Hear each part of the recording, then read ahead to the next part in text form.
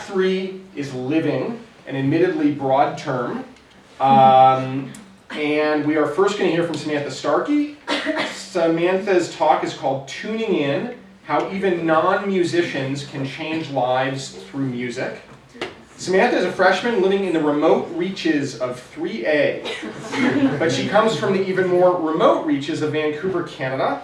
If you're wondering where that is, look for the thumbtack hovering over the US map in the lobby. Other interests include learning Mandarin, hiking, and cats. Samantha.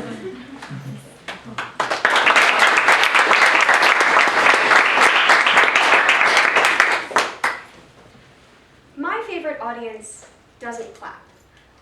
I don't mean that I love performing for walls and stuffed animals, although my living room wallpaper is quite attentive.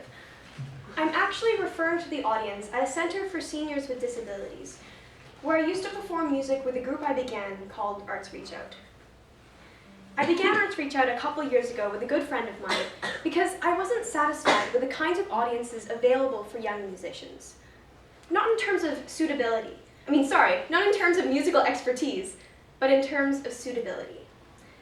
I don't think that the purpose of learning music is to obsess over the fine-tuning and details of a piece, only to present it once or twice to a panel of music festival judges.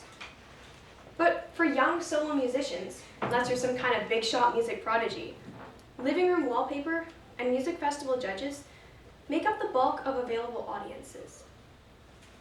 And that can make music into quite a competitive thing, right? Because you're working to perfect this piece, and it has to be perfect because an audience of important people is watching you this 1 or 2 times you perform it, and if you are the quote-unquote best, then you're going to get an award. Alternatively, you rehearse hours and hours and hours with your choir or your band or your orchestra, only to perform once or twice at a concert at the end of the year. Proportionally, that's a lot of time practicing for very little time performing. It seems like in the pursuit of perfection, we can miss out on a lot of opportunities for performer-to-audience connection.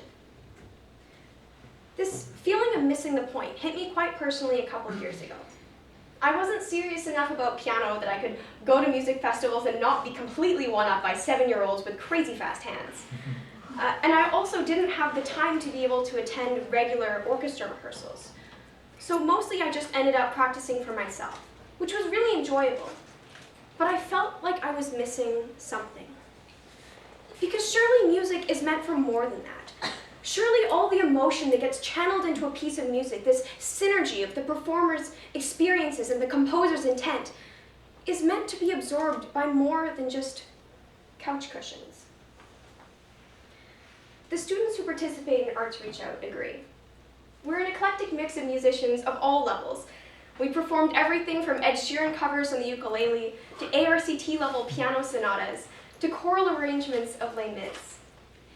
Though it's a diverse group, we all share the same purpose, this idea that along with the drive to perfect and to fine-tune details, there should also be this drive to get out there and to perform for people. And that the fear of not being skilled enough or not being talented enough should not be a barrier to sharing our music. This belief is what brings us to places like that Center for Seniors with Disabilities that I mentioned at the beginning of my speech. The audience there can be tough. Sometimes they'll come and go during a performance, or sometimes physical limitations prevent them from clapping. But during one of our first performances, when a girl was playing "O Christmas Tree" on the violin, one of the residents started singing along. The humming was off-key, the words indecipherable through tubes of oxygen. But at that moment, I thought, this is music.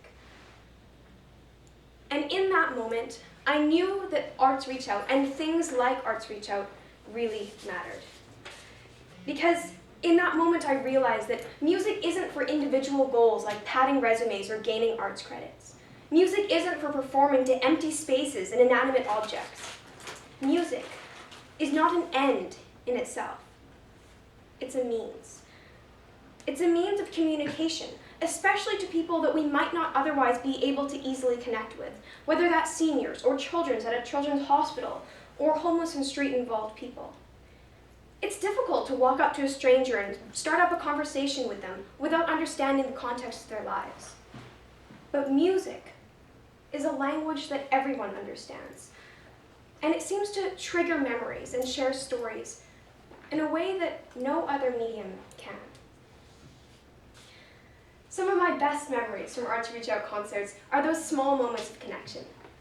Seeing our audience members tapping their feet or singing along with us, seeing the wistful expressions in their faces, or once during a piano performance, seeing a woman's hands tapping the top of the table with the dexterity of a pianist. Or, most entertainingly, during a performance when a woman whispered to her friend in a volume clearly audible to everyone performing, "Look over there at that handsome young man." So my message for all of you tonight is whether you're a music prodigy, and from what I hear coming out of the music practice room while I'm doing my laundry, there are probably a lot of you out here.